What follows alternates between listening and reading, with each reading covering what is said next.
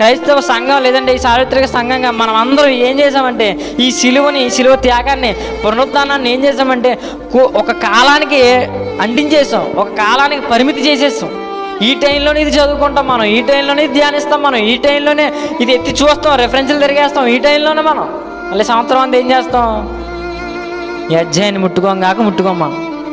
అదవుతుందండి. కాబట్టి చెప్తున్నాను, శిలువను గురించి కానీ పునరుద్ధానాన్ని గురించి కానీ మనం నేర్చుకోవాల్సింది, చదువుకోవాల్సింది, అర్థం చేసుకుంది ఎల్లప్పుడూ మనం వాటిని నేర్చుకోవాలి, ఎల్లప్పుడూ వాటిని మనం చదువుకోవాలి. ఒక 40 రోజులు మాత్రమే కాదు, ఒక ఈస్టర్ రోజు మాత్రమే కాదు, ఒక గుడ్ ఫ్రైడే రోజు మాత్రమే కాదు, మనం ఎల్లప్పుడూ ఆయన శిలువను జ్ఞాపకం చేసుకోవాలి. మనం ఎల్లప్పుడూ ఆయన పునరుద్ధానాన్ని జ్ఞాపకం చేసుకోవాలి. ఎల్లప్పుడూ మనకు ఆధారం, మనకు ధైర్యం ఏంటి చెప్పండి, ఆయన పునరుద్ధానమే. యేసుక్రీస్తు శిష్యులు అంత తెగించి ముందుకెళ్ళిపోవడానికి గొప్ప కారణం ఏంటి? ఎన్నో కారణాలు ఉన్నాయి, కానీ ఒక గొప్ప కారణం ఏంటంటే వారు కళ్ళారా చూశారు యేసుక్రీస్తు పునరుద్ధానాన్ని. వారు కళ్ళారా చూసి వారు ఏమనుకోరంటే ఆయన తిరిగి లేచాడు.